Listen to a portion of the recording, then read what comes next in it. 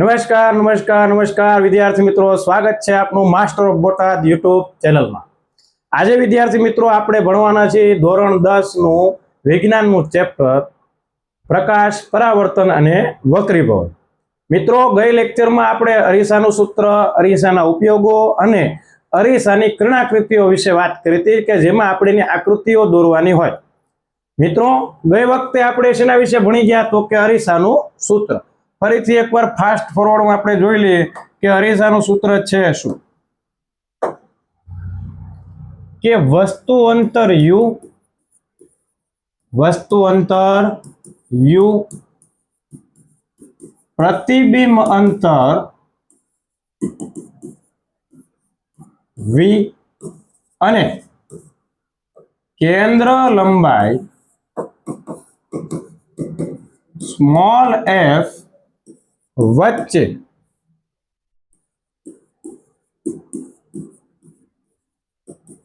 સંબંધ દર્શાવતા સૂત્રને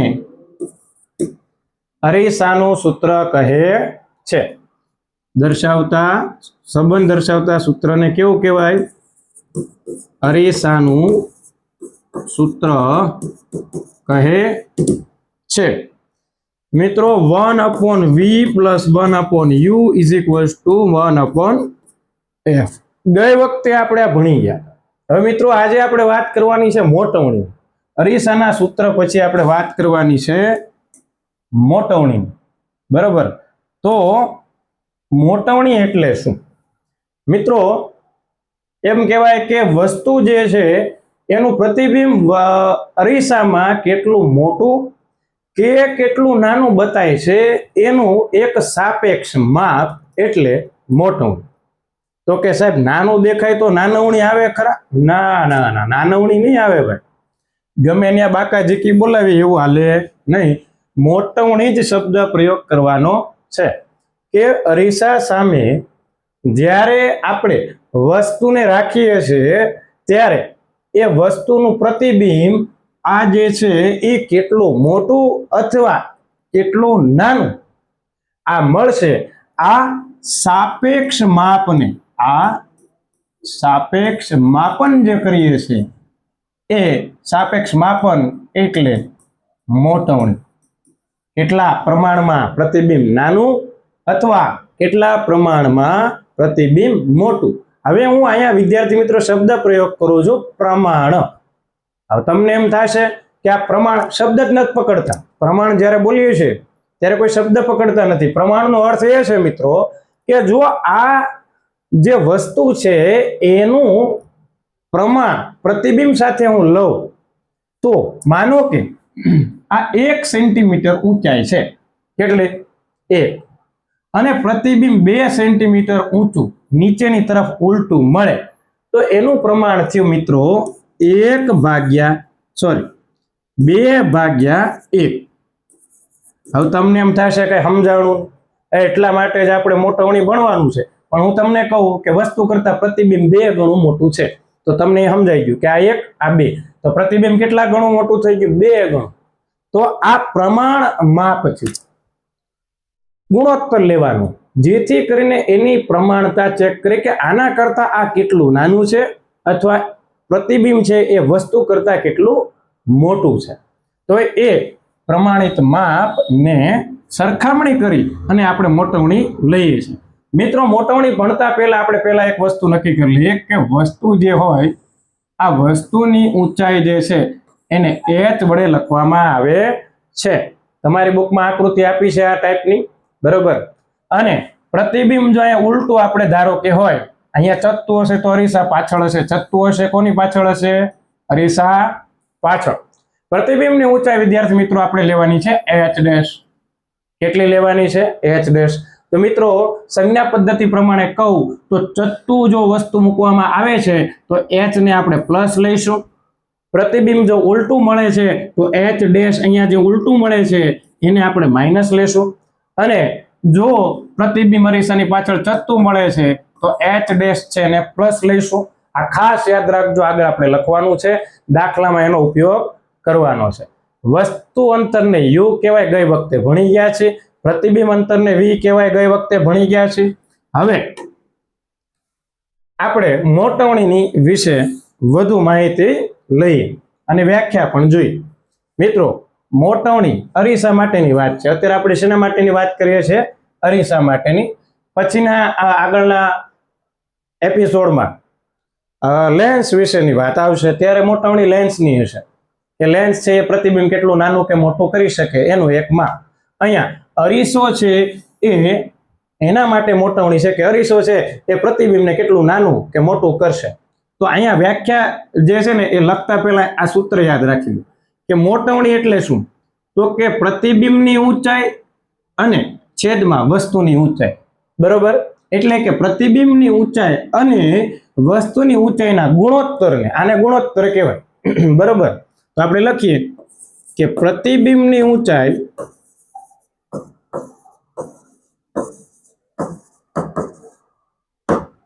h ડેશ અને વસ્તુની ઊંચાઈ h ના ગુણોત્તરને પ્રતિબિંબની ઊંચાઈ h ડેશ અને વસ્તુની ઊંચાઈ શું મિત્રો? h ના ગુણોત્તરને મોટવણી કહે છે. શું કહે છે? મોટવણી કહે છે. મોટવણીને m વડે દર્શાવાય મિત્રો. બરાબર? મોટવણીને શેના વડે દર્શાવવામાં આવે છે? m વડે. એને મેગ્નિફિકેશન કહેવામાં આવે છે.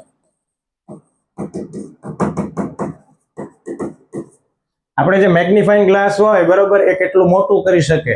ઘણીવાર અંતર્ગોળ હોય તો એ નાનું કરી શકે. જેવા અરીસા, જેવા લેન્સ, એ પ્રકારે આપણે એનું નામ આપીએ છીએ.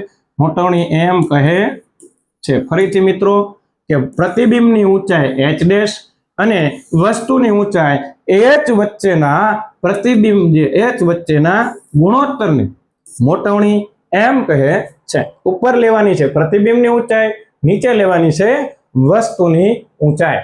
મિત્રો, અહીંયા આપણે થોડીક નિશાની વિશે વાત કરીએ, કારણ કે કાર્ટેશિયન યામાક્ષ પદ્ધતિનો અહીંયા સંજ્ઞા પદ્ધતિમાં ઉપયોગ કરવાનો છે.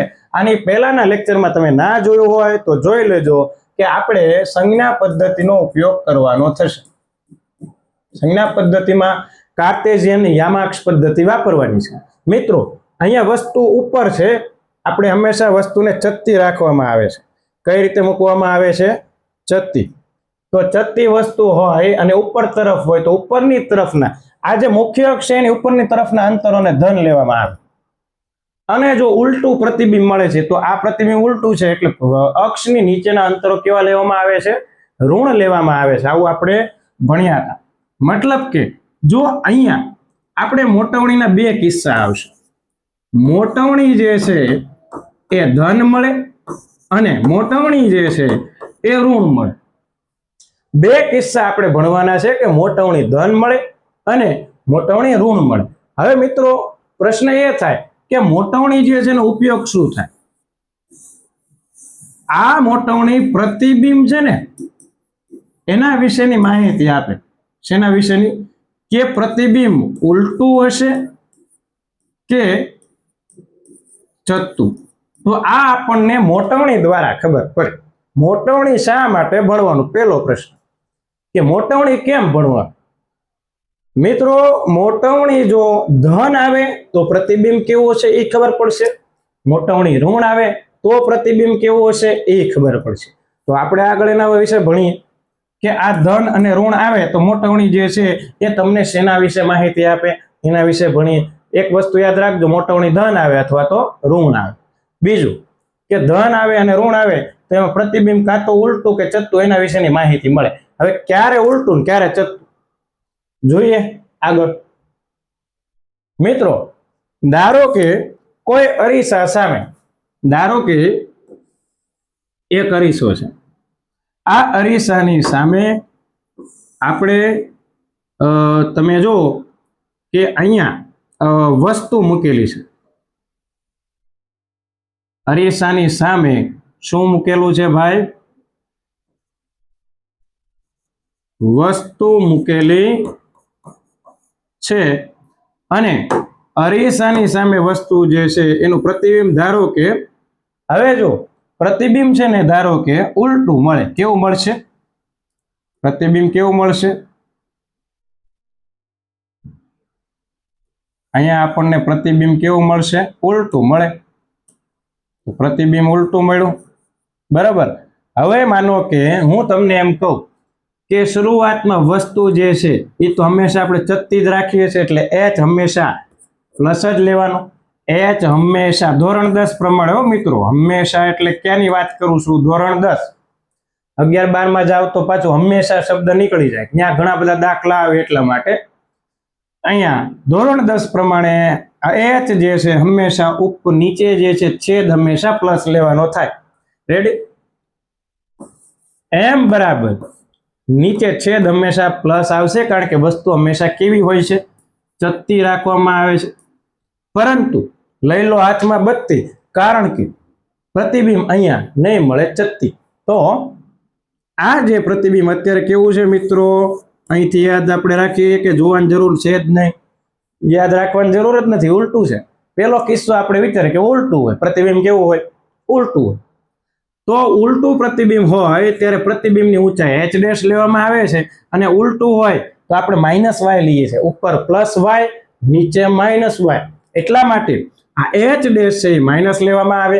હવે મિત્રો અહીંયા આ કિસ્સામાં કે જેમાં વસ્તુ ઉપર છે અને પ્રતિબિંબ નીચે છે, બરોબર, તો વસ્તુ ઉપર હોય અને પ્રતિબિંબ નીચે હોય તો તમે નક્કી કરો કે પ્રતિબિંબ નીચે છે એટલે અહીંયા પ્રતિબિંબ નીચે છે એટલે h ડેશ માઇનસ લેવામાં આવે.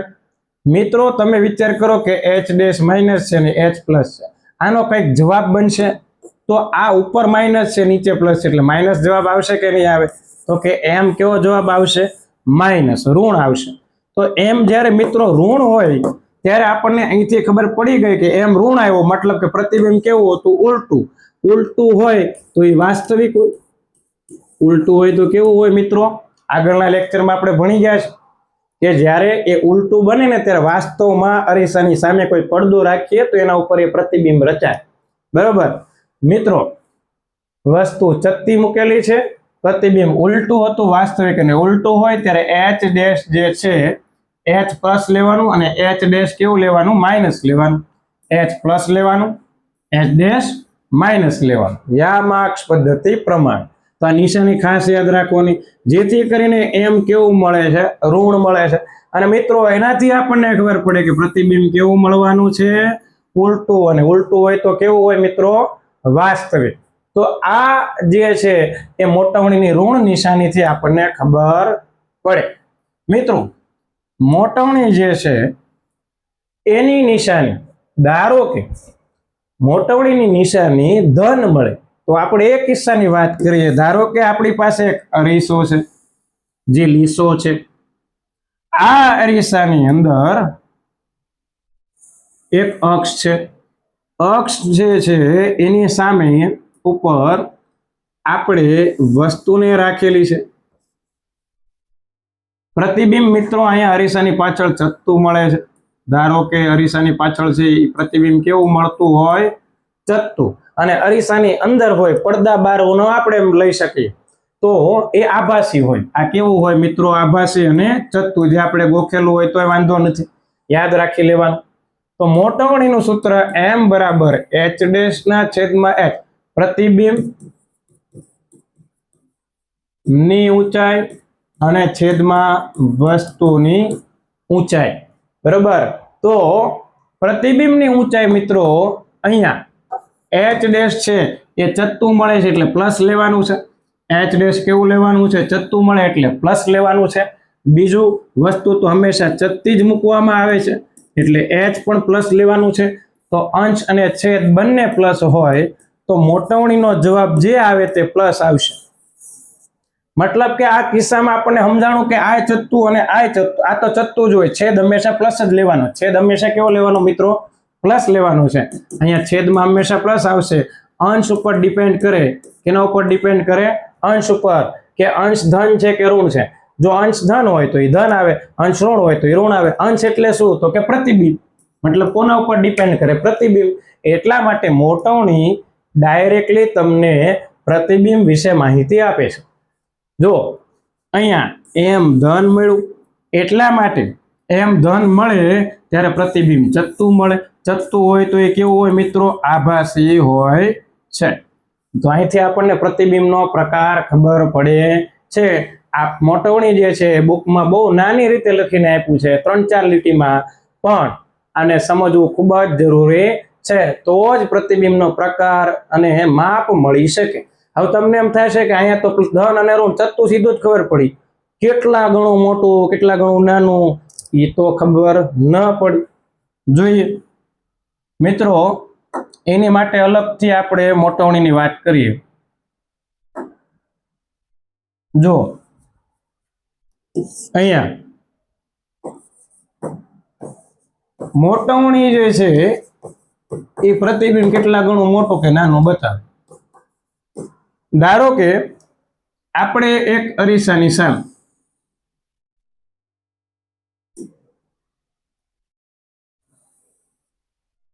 બરોબર અરીસાની સામે વસ્તુ મૂકેલી છે.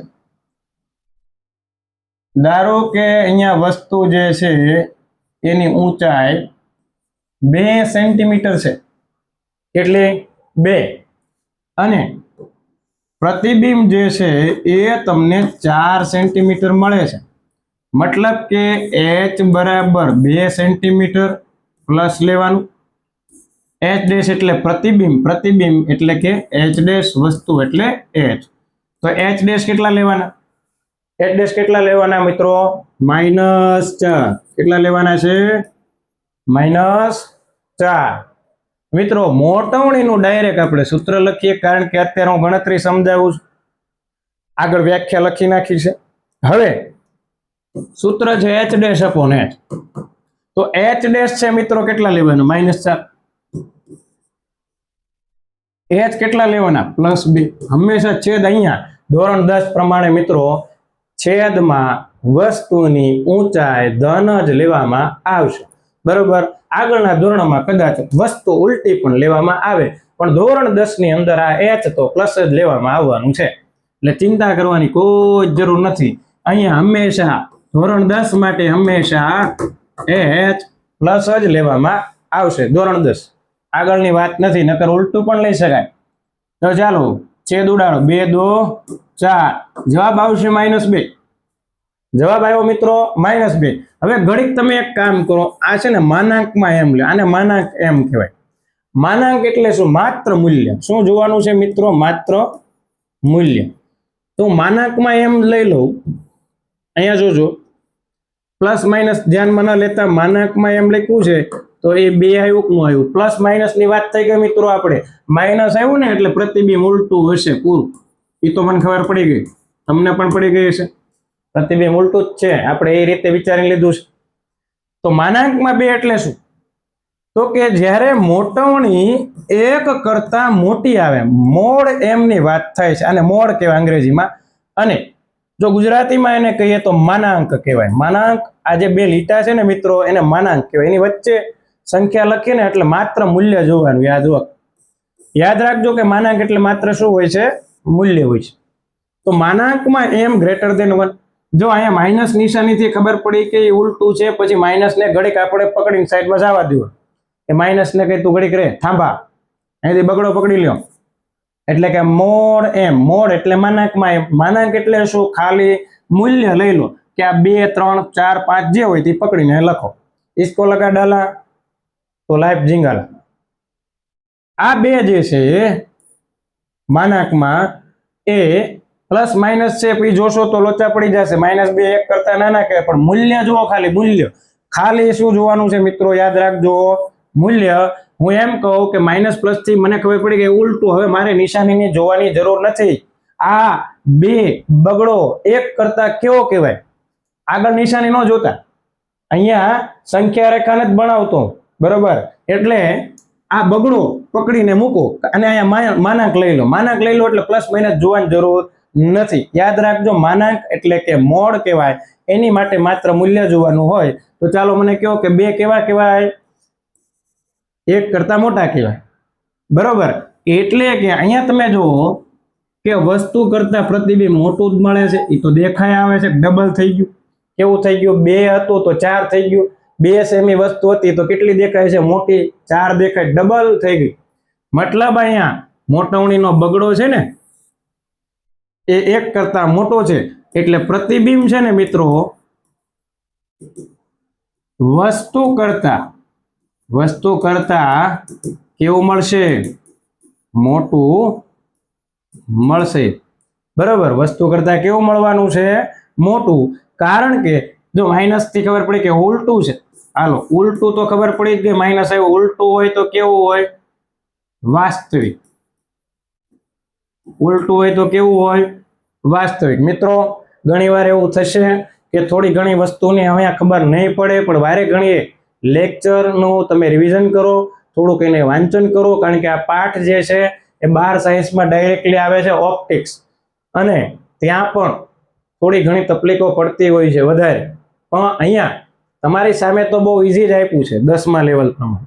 થોડું ધ્યાન રાખજો કે અહીંયા માઇનસ નિશાની ઉલટું કે ચત્તું જોવા માટે જે આગળ આપણે કીધું, અને હવે ખાલી બગડો પકડી અને મૂકી દો તો એકડા કરતા કેવો છે? મોટો. ઓકે, તો m ઇઝ ગ્રેટર ધેન 1. નિશાની ન જોતા, ખાલી મોડ m એટલે મૂલ્ય પકડી લે બગડો. 1 કરતા મોટું છે એટલે પ્રતિબિંબ વસ્તુ કરતા મોટું મળશે. જો અહીંયા દેખાય છે કે 2 છે, એ અહીંયા કેટલું મળે છે? 4. આ 2 છે વસ્તુ, પ્રતિબિંબ 4. મતલબ કે મોટવણી આ જે છે m એ 1 કરતા મોટું તો પ્રતિબિંબ મોટું. બરોબર, એટલે આપણે યાદ રાખીશું કે m જ્યારે ઋણ હોય ત્યારે ઉલટું, અને મોડ એટલે માનાંકમાં m 1 કરતા મોટું હોય તો પ્રતિબિંબ કેવું મળવાનું છે? મોટું મળવાનું છે. રેડી મિત્રો? આ રીતે મોટવણી જે છે એનાથી આપણને એનો પ્રકાર ખબર પડે છે. બરોબર. હવે મિત્રો બીજી વાત કરીએ કે અરીસો છે. અરીસાની સામે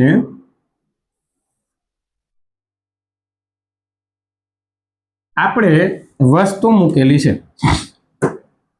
અહીંયા વસ્તુ રાખેલી છે, હંમેશા ચત્તી જ રાખવાની છે. વસ્તુને હંમેશા ચત્તી રાખો એટલે h જે છે એ પ્લસ જ લેવાનો છે. ધારો કે વસ્તુ જે છે એ 4 સેમી છે અને પ્રતિબિંબ જે મળે છે એ 2 સેમી મળે છે. h ડેશ કિસ્સો થોડોક ઉલટાઈ દીધો. પ્રતિબિંબ હવે નાનું છે. જો આપણે અહીંયાથી જ ખબર છે કે પ્રતિબિંબ નાનું છે. હવે આપણે દાખલાથી શીખી જઈએ, કારણ કે પરીક્ષામાં આકૃતિ આપેલી હોતી નથી. પ્રકાર અને પ્રતિબિંબનું માપ સાઈઝ પૂછેલા હોય છે જે મોટવણીથી મળે. તો ચાલો, મોટવણી બરાબર h ડેશ છેદમાં h. ઉપર આવશે પ્રતિબિંબ ની ઊંચાઈ અને નીચે આવશે વસ્તુની ઊંચાઈ. મિત્રો મોટવણી બરાબર h ડેશ. h ડેશ એટલે આ નીચે છે તો એ માઇનસ લેવાનું, એટલે -2 ના છેદમાં ઉપર જે છે વસ્તુની ઊંચાઈ 4 પ્લસ લેવાની. તો અહીંયા છેદ ઉઠશે 2 2 4 -1 ના છેદમાં 2 એટલે -0.5 કહેવાય. 1 ના છેદમાં 2 એટલે શું કહેવાય મિત્રો? 0.5. તો અહીંયા માઇનસ નિશાની આવી તો મને ખબર પડી ગઈ. ચાલો હવે તમને ખબર પડી ગઈ છે કે માઇનસ નિશાની આવી એટલે નક્કી થઈ ગયું કે m જે છે એ માઇનસ એટલે કે ઋણ આવે એટલે પ્રતિબિંબ ઉલટું હોય, અને ઉલટું એટલે અરીસાની આગળ પડદા ઉપર મળે, એને કહેવાય વાસ્તવિક. ઋણ મળે એટલે ઉલટું હોય તો વાસ્તવિક હોય. એ તો ક્લિયર થઈ જ ગયું. બરોબર, એ તો આપણે ક્લિયર થઈ ગયું. બરોબર. તો મિત્રો હવે બીજું નક્કી કરીએ કે અહીંયા આ 1/2 એટલે 0.5. મિત્રો માનાંક m પકડો, નિશાનીને ગણ્યા વગર માનાંક m એટલે કે 0.5 અથવા 1/2. મને કહો કે માનાંક m એટલે માત્ર મૂલ્ય. માત્ર શું જોવાનું છે? મૂલ્ય. એટલે કે 0.5 જે છે નિશાની જોવાની જરૂર નથી, એનું કામ પતી ગયું. તો 0.5 જે છે એ 1 કરતા નાના કહેવાય. 1 કરતા નાના કહેવાય, જેથી કરીને ખબર પડવી જોઈએ કે પ્રતિબિંબ અહીં દેખાય છે. આ તો આપણે કિસ્સો લીધો, પેપરમાં આપેલું નથી, પણ એથી શીખો કે પ્રતિબિંબ કેવું છે? નાનું. એટલે કે મોટવણી જે છે 1 કરતા નાની મળે એટલે પ્રતિબિંબ વસ્તુ કરતા કેવું હોય? નાનું હોય. બરાબર. યાદ રાખજો, ગોખતા નહીં કે દર વખતે ઋણ ઉલટું હોય તો અહીંયા એમ ઋણ મળે એટલે ઉલટું, એમ જો ધન મળે તો ચત્તું, એટલું જ જોવાનું છે. પછી અહીંયા જે છે એ મૂલ્ય પકડવાનું છે કે નિશાની ઘડીક પડતી મૂકજો સાઈડમાં. આ 0.5 1 કરતા નાના છે એટલે કે પ્રતિબિંબ વસ્તુ કરતા નાનું મળશે, બરાબર. એને કહેવાય માનાંક, કે જેમાં માત્ર મૂલ્ય જોવાનું છે, નિશાની ક્યાંય લગાડવાની થતી નથી. મિત્રો હવે એક એવો કિસ્સો લઈએ. રોજ સવારમાં આપણું થોબડું આપણે સમતલ અરીસામાં જોઈએ છે, કાંઈ લેવાનું હોય નહીં તોય આપણે આપણું થોબડું રોજ સવારે આમ જો, અમુક તો ઘડીક ઘડીક કે વાળ ઓળશે જોશે, બરોબર. તો એ સમતલ અરીસામાં 150 વાર આપણે મોઢું જોઈએ તો એવું ને એવું દેખાય, બરોબર. તો આ જે સમતલ અરીસો છે, બરોબર, સમતલ અરીસો, સમતલ અરીસાની અંદર તમને ખબર છે જેવું તમારું થોબડું, જેવું તમારું મોઢું, જેવી તમારી હાઈટ એટલી જ તમારી હાઈટ અંદર દેખાય. જો h હશે 3 સેન્ટીમીટર તો પ્રતિબિંબ પણ મિત્રો જો સમતલ અરીસામાં હંમેશા પ્રતિબિંબ ચત્તું જ દેખાય. અરીસો જે છે એમાં h' હંમેશા ચત્તું જ દેખાશે. રેડી? એટલે આ જે છે એના જેટલું જ તે અહીંયા તમને પ્રતિબિંબ દેખાવાનું છે. એટલે બંને સમાન હશે. અહીંયા સમતલમાં બંને કેવા હોય? સમાન હોય કે ન હોય? તો કે હોય. હવે આની મોટવણીની વાત કરી દી. મોટવણી એમ બરાબર h' છેદમાં h, પ્રતિબિંબ છેદમાં વસ્તુ, પ્રતિબિંબ છેદમાં વસ્તુ. પ્રતિબિંબ કેટલું લેવાનું છે? પ્રતિબિંબ છે એ ચત્તું મળે એટલે +3. વસ્તુ જે છે એ પણ ચત્તું જ મૂકવામાં આવે તો +3, 3, 3 ઉડી જાય. મોટવણી 1 આવ્યું. જો મિત્રો મોટવણી 1 હોય તો પ્રતિબિંબ વસ્તુ જેટલું જ હોવું જોઈએ. એટલે પ્રતિબિંબ અને વસ્તુનું કદ કેવું મળશે? સમાન મળશે. અને સમાન હોય, મોટવણી 1 હોય તો એ સમતલ અરીસો હોય. તો આ થઈ ગયા મિત્રો મોટવણીના કિસ્સા. આગળ જતા લેન્સ માટે આવા કિસ્સાઓ આપણે ભણવાના છે, તેમાં પણ સેમ કોન્સેપ્ટ આવવાનો છે, પણ થોડા ઘણા અંશે ફેરફાર થશે. મિત્રો મોટવણીનું જે સૂત્ર છે એની અંદર હવે એક બીજી વાત કરી દી કે સાહેબ મોટવણીની અંદર હજી કંઈક લખીને આપ્યું છે, તમે વાત તો કરીને તો હવે કરી દઉં કે h' ના છેદમાં h સમજાઈ ગયું. ઓકે. એક બીજું સૂત્ર છે કે જો ઊંચાઈનું આપ્યું હોય ને મિત્રો તો -v/u સૂત્ર પણ વાપરી શકાય છે. વાપરી શકાય કયો? v/u. પ્રતિબિંબ અંતર આપણે દાખલા ગણશું ત્યારે આનો પણ ઉપયોગ કરશું, અને છેદમાં લેવાનું છે વસ્તુ અંતર. જો તમે આનો ગુણોત્તર લેશો તો પણ તમને મોટવણી મળશે. તો અહીંયા બે સૂત્ર થઈ ગયા, h' છેદમાં h -v છેદમાં u. v છે એ પ્રતિબિંબ અને u છે એ વસ્તુનું અંતર છે. તો તમને મોટવણી જે છે એની માટેના બે સૂત્ર h'/h.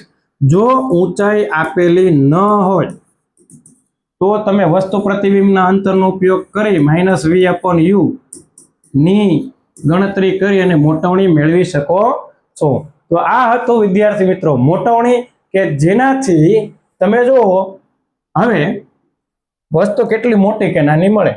તો મોટવણીની અંદર હવે થોડીક નાની એવી વાત કરી દઈએ એટલે લેક્ચર થાય પૂરું. અહીંયા વિદ્યાર્થી મિત્રો જ્યારે પ્રતિબિંબ જે છે એનો જવાબ આવ્યો >1, તો અહીંયા m બરાબર બગડો આવ્યો, 1 કરતા મોટું આવ્યું, 1 કરતા મોટું 2, એટલે 2 ગણું મોટું થયું મિત્રો. પ્રતિબિંબ કેટલા ગણું મોટું થયું? 2 ગણું. અહીંયા જો અહીંયા અડધું આવ્યું, અડધું, એટલે m બરાબર 1/2 આવ્યું, એટલે અડધું. મતલબ કે પ્રતિબિંબ જે છે આ 4 હતું તો પ્રતિબિંબ 2 આવ્યું, મતલબ પ્રતિબિંબ કેવું થઈ ગયું મિત્રો? અડધું થઈ ગયું. મોટવણી જે છે એ નાની મળે 1 કરતા તો પ્રતિબિંબ નાનું, કેટલા ગણું નાનું એ ખબર પડે. મોટું મળશે તો કેટલા ગણું, 1 કરતા જો મોટો આંકડો હોય તો કેટલા ગણું મોટું મળે, અને 1 આવે ને 1 તો સમાન હોય તો ખબર પડી જ જાય. તો અહીંયા ત્રણ વસ્તુ થઈ મિત્રો કે મોટવણી જે છે એ એક આવે તો પ્રતિબિંબ કેવું હોય? સમાન હોય. પ્રતિબિંબ કેવું હોય? સમાન હોય. પછી m is less than 1 આવે તો પ્રતિબિંબ કેવું હોય? નાનું હોય. પછી m is greater than 1 આવે, મોડ m ની વાત થાય છે વાલા. શેની વાત થાય છે? Mode m. મોડ એટલે માનાંકમાં, માનાંક એટલે માત્ર લેવાનું છે મૂલ્ય. તો મોડ ગ્રેટર ધેન 1 આવે, આ m 1 કરતા મોટો આવે, નિશાની ના જોતા, બરોબર. તો પ્રતિબિંબ કેવું મળવાનું છે? મોટું મળવાનું છે. ઇક્વલ ટુ 1 સમાન મળશે, લેસ ધેન 1 નાનું મળશે, ગ્રેટર ધેન 1 મોટું મળશે. જો m જે છે એ 2, ભલે 2 હોય પણ અહીંયા માઇનસ હોય તો ઉલટું હશે. જો અહીંયા 2 હોય, m બરાબર 2 જ આવે પણ પ્લસ આવે તો પ્લસ હોય તો ઊભું હોય, ઊભું હોય એટલે શું કહેવાય? ચત્તું હશે. તો પ્લસ માઇનસ થી ચત્તું કે ઉલટું ખબર પડે. અને એ બગડો જે છે એ 1 કરતા મોટો છે, પ્લસ માઇનસ ન જોઈએ, અને એમ કહે કે બગડો 1 કરતા મોટો, તો મોટું પ્રતિબિંબ મળે. 1 કરતા 0.5 આવ્યા હતા, હમણાં કેટલા આવ્યા હતા? 0.5. માઇનસ હોય કે પ્લસ હોય એનાથી તો ખબર પડે પ્રતિબિંબ ઉલટું કે ચત્તું, પણ પ્લસ માઇનસ થી ખબર પડે, માઇનસ હોય તો ઉલટું, પ્લસ હોય તો ચત્તું. એટલે મોટવણી એ બહુ મોટો ખ્યાલ છે. કોના વિશેનો? પ્રતિબિંબ વિશેનો. તો આ ખાસ યાદ રાખજો, m ગ્રેટર ધેન 1 મોટું, m લેસ ધેન 1 નાનું. પણ m એટલે શું? માનાંક. બગડો કે 0.2 છે એ જોવાનું છે. 1 કરતા નાનું, 1 કરતા મોટું, અને 1 હોય તો સમાન. મિત્રો મળીએ છે આવતા લેક્ચરમાં વધુ નવા ટોપિક સાથે. ત્યાં સુધી ચેનલને લાઈક, શેર અને સબસ્ક્રાઇબ કરી દેજો. અને હા, આપના મિત્રો સાથે શેર કરવાનું ભૂલતા નહીં. અને ફૂલ ડિટેલમાં દરેક મુદ્દા વિશે ચર્ચા કરવામાં આવશે. જોતા રહેજો, શેર કરતા રહેજો. નમસ્કાર, જય હિન્દ, જય ભારત.